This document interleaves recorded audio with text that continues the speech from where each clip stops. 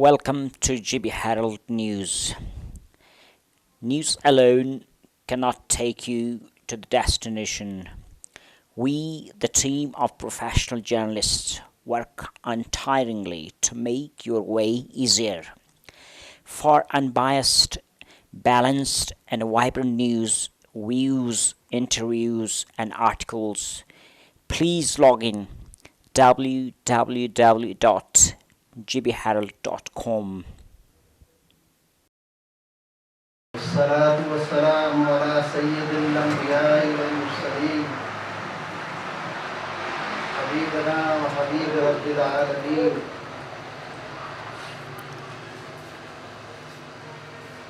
أما بعد فأعوذ بالله من الشيطان الرجيم بسم الله الرحمن الرحيم وما أرسلناك إلا رحمة للعالمين صدق اللہ العظیم. میرے انتہائی محترم بھائی کریم بیگ صاحب، سیکرٹری جنرل حمزہ جماعت اسلامی، اور میرے رفقائے کار حمزہ کی دھرتی کے غیر مسلمان بھائیوں، آج ہم ایک ایسے موقع پر آپ کے سامنے حاضر ہوئے ہیں. کریم بیگ صاحب نے ایک ایسے بابرکت دن کا انتخاب کیا کہ اس دن کی مناسبت سے ہم حمزہ کی سرزمین میں نبی کریم احمد مجتبیٰ محمد رسول اللہ صلی اللہ علیہ وسلم کی سیرت کے حوالے سے تذکرہ مل بیٹھ کر کریں اور سیرت النبی کے حوالے سے ربیع الاول کے اس مہینے کے اندر کہ جس کی ابتدا ہو چکی، اور میں کریم بھائی کو مبارکباد دیتا ہوں کہ انہوں نے اس ماہ مبارک میں سب سے پہلے پہل کی اور نبی مکرم صلی اللہ علیہ وسلم دو جہانوں کے سردار کے متعلق، ان کی سیرت سے متعلق ہمیں آگاہی کے لیے اکٹھا کیا، اور چند لمحے ہم نبی مکرم صلی اللہ علیہ وسلم کی سیرت کے حوالے سے مل بیٹھ کر تذکرہ کریں. میرے بھائیوں اور بزرگوں، نبی مکرم صلی اللہ علیہ وسلم وجہ کائنات ہیں. ان کی زندگی کے جن جن پہلوؤں سے ہم گفتگو کرنے بیٹھے ہیں تو ایک طویل نشست چاہیے، ایک بڑا وقت چاہیے کہ جس میں ان کے زندگی کے ایک ایک پہلو کو ہم سامنے رکھ کر اس پر گفتگو بھی کریں، اور اس سانچے میں اپنے آپ کو پرکھنے کے لیے ہم یہ غور و فکر بھی کریں کہ جس نبی صلی اللہ علیہ وسلم کے ہم امتی ہیں، اس کے ماننے والے ہیں، کیا اس کی زندگی کے ان پہلوؤں پہ کہ جس زندگی کو گزار کے انہوں نے ہمارے لیے نمونہ رکھا، اس نمونے کے اندر کیا ہم نے اپنی زندگی کو فٹ کیا ہے؟ کیا ہم ان کی ان مبارک زندگی کے لمحات کو سامنے رکھ کر اپنی زندگی گزار رہے ہیں؟ دراصل سیرت النبی کا جو اہم پیغام ہے، جو اہم تقاضا ہے، وہ ہمارے لیے بحیثیت امتی یہ ہے کہ ہم نبی مکرم صلی اللہ علیہ وسلم کی زندگی کی سیرت کے متعلق تذکرہ ضرور کریں، ان کی پاک سیرت کا تذکرہ بھی کریں، اس کا مطالعہ بھی کریں، اس کو جاننے کی کوشش بھی کریں، لیکن ساتھ ساتھ اس کی زندگی کے ایک ایک پہلو کے مطابق اپنی زندگی کو ڈھالنے کی ہم کوشش کریں۔ نبی مکرم صلی اللہ علیہ وسلم نے عرب کی سرزمین کے اندر ان بدھوں کے اندر اللہ کے دین کا وہ پیغام وہ لے کر مبعوث ہوئے تو عرب کی ساری سرزمین اندھیرے میں بھٹکی ہوئی تھی۔ انہوں نے اپنی پاک سیرت اور اللہ کے کلام سے اس کو روشن کیا، اور سب سے پہلے اپنے خاندان سے اس دعوت کا آغاز کیا، اور جوں لوگ آپ کے حلقے بگوش اسلام ہوئے، اسی طرح سے تدریج کے ساتھ پورے عرب کے اندر وہ نفوس قدسیہ کہ جو نبی کریم صلی اللہ علیہ وسلم کی سیرت کے اس دعوتی پہلو کو سامنے رکھ کر نبی صلی اللہ علیہ وسلم کی رفاقت میں اپنے آپ کو انہوں نے شامل کیا، اسی طرح سے وہ روشنی کا وہ مینارہ وہ بڑھتا چلا گیا، یہاں تک کہ نبی مکرم صلی اللہ علیہ وسلم نے کو عرصے زندگی کو تنگ کیا قریش نے، کفار نے، تو آپ نے فیصلہ کر لیا کہ اب اللہ کے حکم سے، اللہ کی طرف سے یہ اذن آیا، اللہ کے حکم کے نتیجے میں آپ نے ہجرت فرمائی۔ نبی صلی اللہ علیہ وسلم کے ہم پیرو ہیں، کیا ہماری زندگیوں کے اندر بھی نبی صلی اللہ علیہ وسلم کی سیرت کا کوئی شائبہ موجود ہے؟ آج ہم اگر اپنے قدم قدم پر اگر ہم اپنے زندگیوں کا جائزہ لے لیں تو ہر قدم انحراف پر مبنی ہے، اور جس کے نتیجے میں انسانیت سسک رہی ہے، خاص طور سے پوری دنیا کے اندر مسلمان در بدر اور خاک سن ہے۔ اس کی کیا وجہ ہے؟ اس کی وجہ یہ ہے کہ ہم نے اپنے نبی مکرم صلی اللہ علیہ وسلم کی سیرت کو چھوڑ دیا، ان کے فرامین کو چھوڑ دیا ہے، ان کی فرامین کو ہم نے فراموش کر دیا ہے، اور ان کی زندگی کے اندر جو انہوں نے اپنی زندگی کا ایک نمونہ چھوڑا، سیرت کی کتابوں کے اندر موجود ہے، احادیث کی صورت میں موجود ہے، اپنے اصحاب کرام کے ذریعے سے اپنی سیرت کے تمام پہلوؤں کو رہتی دنیا تک یہ محفوظ ہے۔ جس طرح قرآن مبین محفوظ ہے، اسی طرح سے نبی کریم صلی اللہ علیہ وسلم کی سیرت محفوظ ہے۔ دیکھیں، جب تک مسلمان بن کر ہم نہیں سوچیں گے، اگر ہم مغرب کی طرف دیکھتے ہیں، مشرق کی طرف دیکھتے ہیں، آپ اپنے گریبانوں کی طرف جان کے دیکھیں، کیا ہم نے اس کلمے کے تقاضے کو پورا کیا ہے؟ کیا ہم مسلمان اس کلمے کے تقاضوں کو پورا کر رہا ہے؟ کیا دنیا کے اندر مسلمان نے اپنے اس نبی صلی اللہ علیہ وسلم کی اس سیرت کو سامنے رکھ کر کی کوئی ریاست تشکیل دی ہے؟ بڑے بڑے حکمران ہیں، ہماری مسلم دنیا کے اندر بڑے بڑے حکمران ہیں، ایک سے ایک ظلم کا شاخسانہ ہے، ایک سے ایک ظلم کا شاخسانہ ہے، کوئی مغرب کا پرستادہ ہے، کوئی مشرق کا پرستادہ ہے، کوئی امریکہ کا غلام ہے۔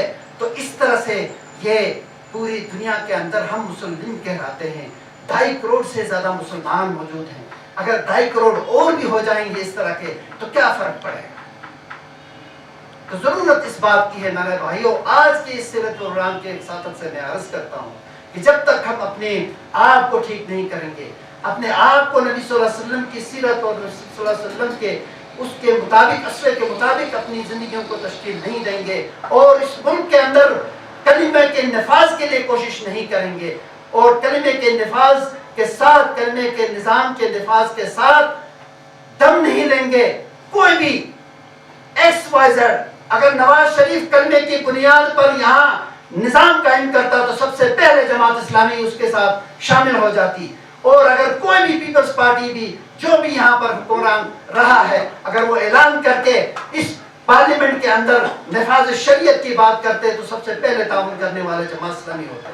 لیکن اگر کوئی نہیں کرتا تو میرے بھائیو ہم آگے ہوتے ہیں اور ہم یہ کہتے ہیں کہ ہم انشاءاللہ ہمیں عوام کا موقع دے گی تو انشاءاللہ ہم کلمے کی بنیاد پر اس ریاست کی تشکیل کریں گے اور انشاءاللہ اللہ کے وعدے کے مطابق اور رحمتیں اتریں گی کہ جن کا وعدہ اللہ کے نبی صلی اللہ علیہ وسلم نے کیا اور بتایا اور ایک ریاست کی تشکیل کر کے ہمیں نمونہ پیش کر دیا. تو بس میں اس بات پر اہتمام کروں گا کہ آج کی یہ پہلی سیرت کانفرنس کے حوالے سے ہمارا یہ پیغام ہے. میں اپنے بھائی سے یہ کہتا ہوں مطالبات اپنی جگہ چھوٹی موٹی چیزیں ہوتی ہیں ہر معاشرے میں ہوتی ہیں. میں تو یہ کہتا ہوں گلگت بلتستان میں ہنزہ واحد خطہ ہے جس کے لوگ پڑھے لکھے ہیں, جس کے اندر ایک انسانیت موجود ہے. آپ محبت کے ساتھ پیار کے ساتھ اپنا پیغام ان تک پہنچائیں. ہمارا کام ہے ہم محبت کے ساتھ اللہ کا پیغام ان لوگوں تک پہنچائیں اور اپنی دعوت ان تک پہنچائیں اور اس کے مطابق ایک معاشرے کی تشکیل کے لیے بات کریں. تو جو مسائل کی جڑ ہے وہ میں نے آپ کو بتایا کہ اس ملک کو کلمے کی بنیاد پر حاصل کیا گیا اور اس ملک کے ساتھ غداری کی گئی. غداری کے مقدمات پرویز مشرف بھی بھگت رہا ہے اور بھی شوق بہت سارے ہمارے ملک کی ایک ریت رہی ہے کہ جس کو بھی پسند نہیں آتا اس کو غداری کا سرٹیفکیٹ دیا جاتا ہے. ایک غداری کا سرٹیفکیٹ اس طرح بھی دینا چاہیے کہ اس ملک کو جس نے کلمے کی بنیاد پر حاصل کر کے جس نے اس ملک کے اندر کلمے کے نظام کو قرآن کے نظام کو نافذ کیا نہیں کیا وہ غدار ہے. کیا یہ جرأت کر سکیں گے؟ کیا ہماری بیوروکریسی یہ جرأت کر سکے گی؟ ہماری ملٹری اسٹیبلشمنٹ یہ جرأت کر سکے گی؟ نہیں کر سکتی. تو بھائیو پھر کیا کرنا چاہیے؟ ہمیں اٹھنا چاہیے اور اٹھ کر اس کلمے کی بنیاد پر ریاست کی تشکیل کے لیے اپنے لوگوں کو بھی منظم کرنا چاہیے اور ریاست پاکستان کو بھی کہنا چاہیے. اسی کے نتیجے میں ہمارے تمام مسائل کا حل ہے. اور میں یہ کہتا ہوں کہ عبد الکریم بھائی آپ اللہ کا نام لے کر کام شروع کریں. الخدمت آپ کی ہے اور سارے ادارے آپ کے ہیں. انشاءاللہ آپ افراد تلاش کریں. یہاں پر بہت ذہین قسم کے بڑے اچھے ذہن والے لوگ موجود ہیں.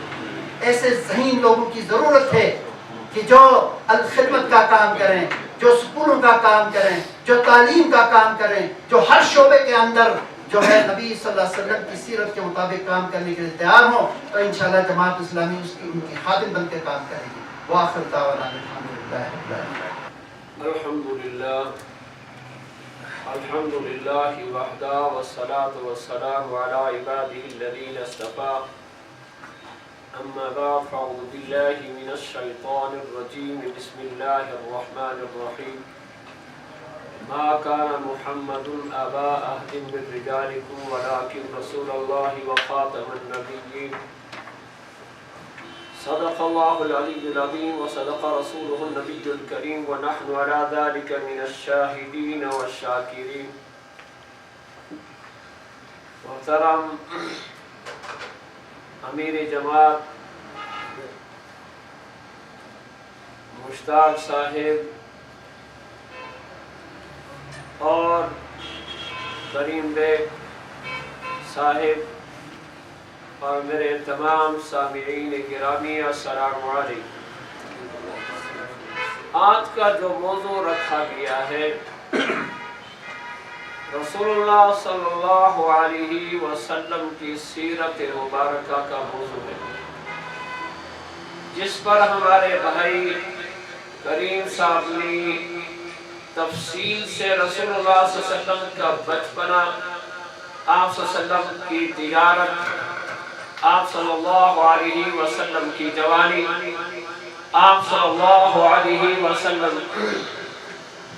کا کردار, آپ صلی اللہ علیہ وسلم کے خاندان, آپ صلی اللہ علیہ وسلم کی مکی زندگی, آپ صلی اللہ علیہ وسلم کی مدنی زندگی, اور آپ صلی اللہ علیہ وسلم کے جنگی نظام اور صلح اور آشتی کے نظام کو پوری تفصیل سے آپ کے سامنے رکھا۔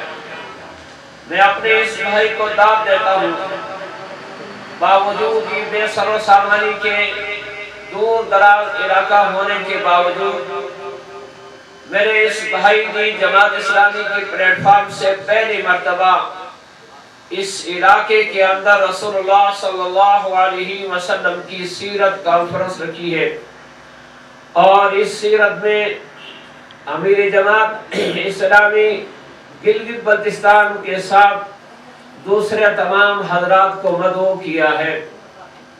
اس پر میں اپنے اس بھائی کو مبارکباد دیتا ہوں، اور ہم سب کو اس شخصیت کو داد دینا چاہے کہ یہ کتنے کمال کی بات کی ہے۔ دنیا یہاں سیر کے لیے آتی ہے، اپنے دوستوں کو علاقے کی ثقافت دکھانے کے لیے بلاتے ہیں، دنیا کے لوگ یہاں کے رسم و رواج دکھانے کے لیے بلاتے ہیں۔ اس عظیم شخصیت نے اللہ کے رسول صلی اللہ علیہ وسلم کی سیرت و صورت دکھانے کے لیے ہم سب کو جمع کیا ہے، بلایا ہے۔ شاید کہ ہمارے سوچ میں بھی یہ نہ ہو کہ اس آدمی اس طریقے سے اس نے اللہ کے رسول صلی اللہ علیہ وسلم سے اپنی محبت کا اظہار کیا اور ہم سب کو بیدار کیا، ہم سب کو ایک فکر دینے کی کوشش کی کہ ہمارا اللہ کے رسول سے تعلق کیسا ہونا چاہیے۔ اس کے ساتھ میں رسول اللہ صلی اللہ علیہ وسلم کی سیرت پہ جس طرح تفصیل سے بھائی نے بتا دیا ہے، اتنی زیادہ گفتگو تو نہیں کروں گا۔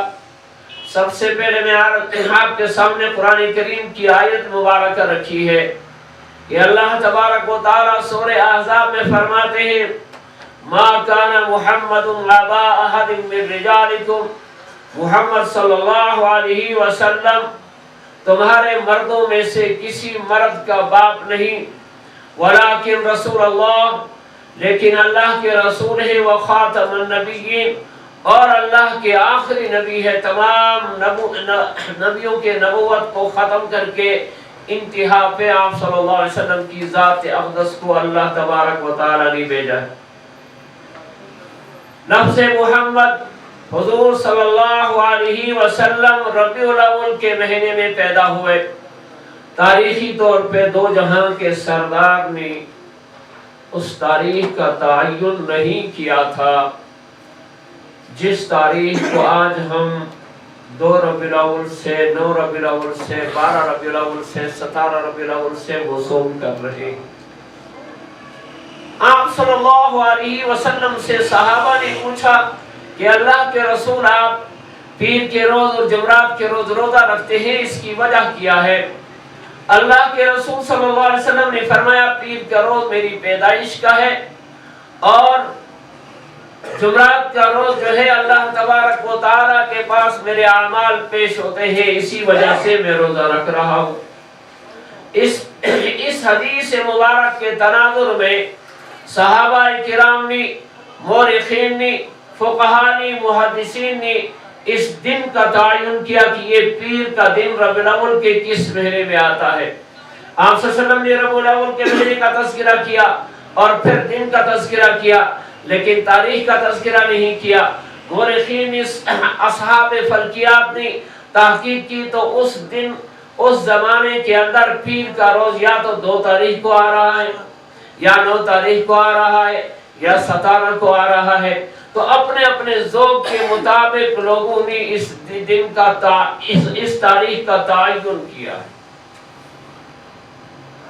جب آپ صلی اللہ علیہ وسلم پیدا ہوئے تو حضور صلی اللہ علیہ وسلم کی والدہ محترمہ نے آپ کا نام احمد رکھا، اور 2 جہاں کے سردار کے دادا محترم نے آپ کا نام محمد رکھا۔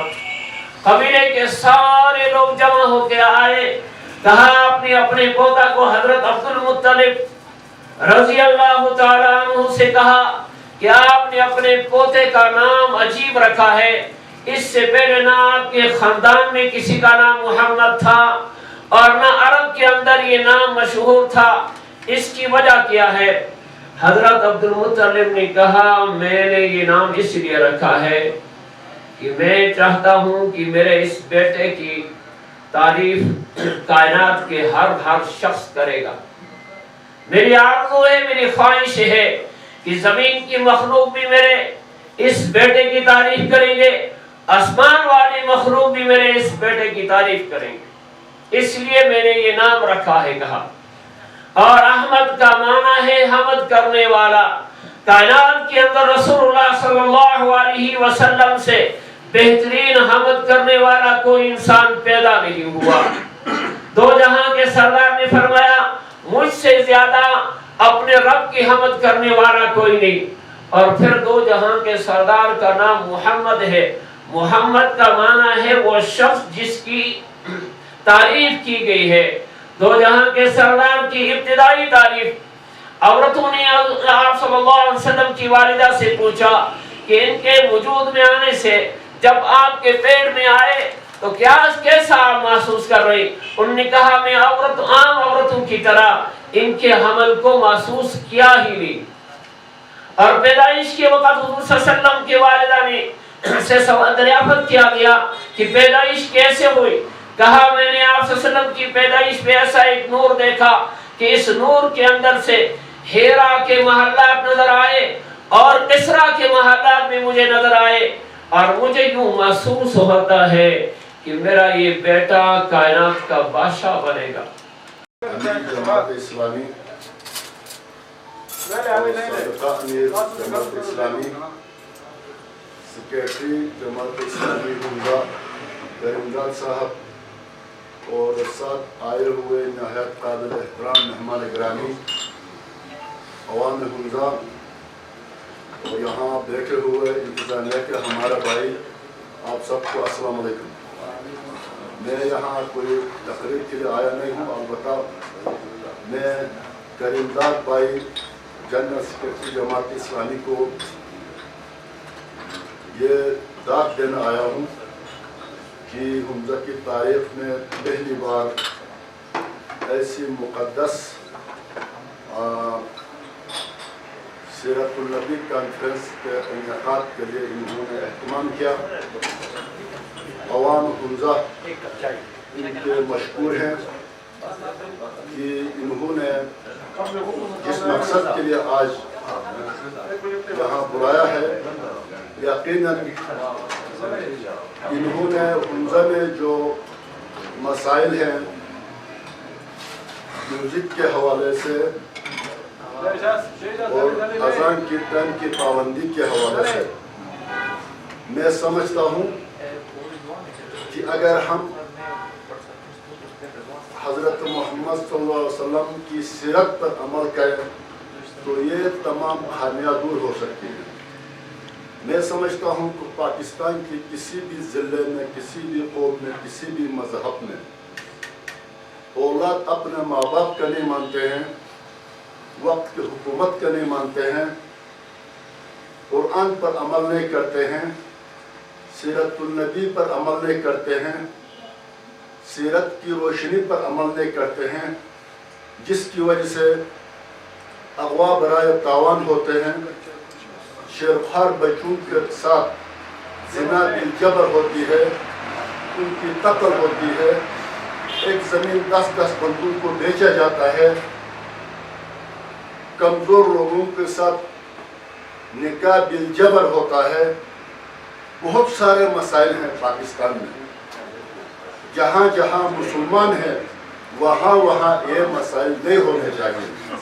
ये मसाइल, ये इशू उस वक़्त नहीं होंगे जब हम हज़रत मोहम्मद सल्लल्लाहु अलैहि वसल्लम की सीरत पर अमल करेंगे, उसके फरमाए हुए अहादीस की रोशनी में ज़िंदगी गुजारेंगे।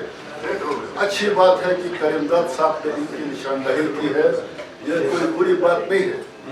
जहाँ जहाँ भी मसाइल हैं उनकी निशानदही करने की ज़रूरत है और उनके खात्मे के लिए तमाम सिविल सोसाइटीज़ को मिलकर काम करने की ज़रूरत है, क्योंकि फूल के साथ कांटा होता है, बगैर कांटे के साथ फूल कहीं नहीं होता। इन्होंने जो बयान किया, यहाँ के कांटे हैं, ये कांटे ख़त्म हो सकते हैं, लेकिन दूसरे इलाकों में ऐसे कांटे हैं कि उन कांटों को संभाला भी नहीं जा सकता। ہم پھول سمجھ کر ہاتھ لگاتے ہیں تو ہاتھ اتنا زخم ہوتا ہے کہ بعد میں کینسر ہوتا ہے. یہ قابل علاج ہے. اس کے لیے آپ کا تعاون چاہیے, آپ سب کا تعاون چاہیے, سول سوسائٹی کا تعاون چاہیے. یہ کبھی نہیں کہا ہے ہمارے ادارے نے یا مکھی کیمریا نے جماعت کے کہ آپ اذان کے ٹائم پر ڈول بجاؤ اور نشہ میں مست ہو جاؤ. یہ کبھی نہیں کہا ہے. ہمارے امام نے ان چیزوں کو حرام قرار دیا ہے.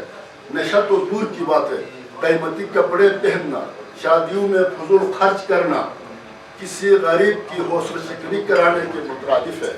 ان چیزوں پر کنٹرول کرنا. امام فرماتے ہیں کہ آپ انسانی خدمت کریں. آپ کے بیچ میں کسی بھی مسلک کے لا الہ الا اللہ محمد رسول اللہ کلمہ پڑھنے والے ہم سب مسلمان ہیں. ہمیں ایک دوسرے کے ساتھ برج سسٹم بن کے ساتھ مل کر مسائل کے حل کرے. جب تک ہم اتفاق سے اتحاد سے نہیں چلیں گے مسائل حل نہیں ہو سکیں گے. آج ہمیں خوشی ہے کہ اس ہوٹل میں ہمارے یہ قابل احترام جماعت اسلامی کے امیر اور خطیب اور دوسرے اکابرین یہاں پر آئے ہیں. ہماری بہت حوصلہ افزائی ہوئی ہے. ہم امید رکھتے ہیں کہ اگلی دفعہ ایسے موقعوں پر امیر جماعت اسلامی بھی ہو, یہاں کا مسجد علی کا خطیب بھی ہو, ہمارے سینٹرل جماعت خانے کا مکھی صاحب بھی ہو, کوئی الواعظ بھی ہو. ہم اعلیٰ سطح پر ایسا پروگرام رکھیں تاکہ ہمارے بیچ میں جو بھی فاصلے ہیں وہ ختم ہو.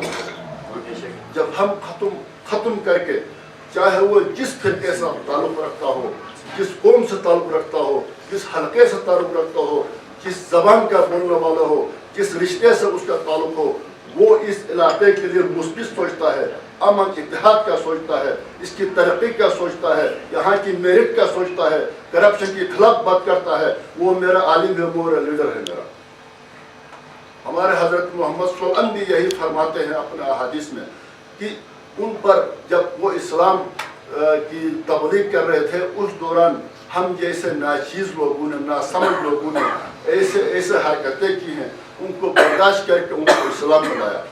اب ہمیں بھی ضرورت ہے کہ تبلیغ کے ذریعے, ڈنڈے کے زور پر نہیں, تبلیغ کے ذریعے احادیث کی روشنی میں سمجھا کے لوگوں کو دائرے میں لانے کی ضرورت ہے. تو میں زیادہ آپ کا ٹائم نہیں لوں گا, اگر بولتے جائیں گے تو زیادہ ٹائم ضائع ہوگی.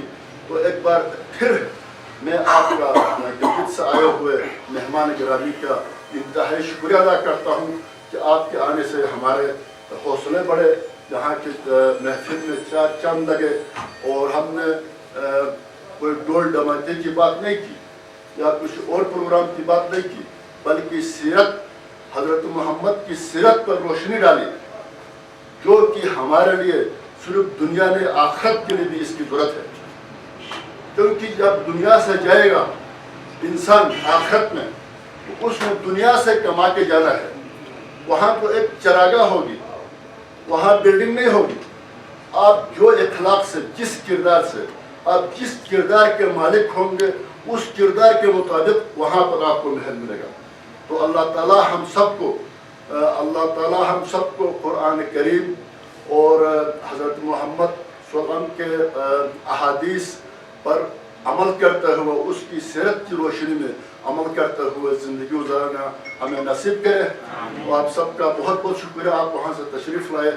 ایک بار پھر میرے طرف سے, یہاں جتنے بھی میرے پارٹی کے اور دوسرے ہمارے بھائی بیٹھے, ان سب کی طرف سے, عوام ہندہ کی طرف سے, کیونکہ بہت سارے لوگوں نے آنا تھا لیکن یہاں کوئی فوتگی ہوئی تھی, اچانک اسلام آباد سے لاش لایا گیا, تو وہاں بزی رہے, ہم کنٹیکٹ میں تھے. اس کے لیے بھی معذرت کی آخر میں والسلام. Thanks for watching. Send your comments on gbherald2015@gmail.com, gbheraldnews@gmail.com.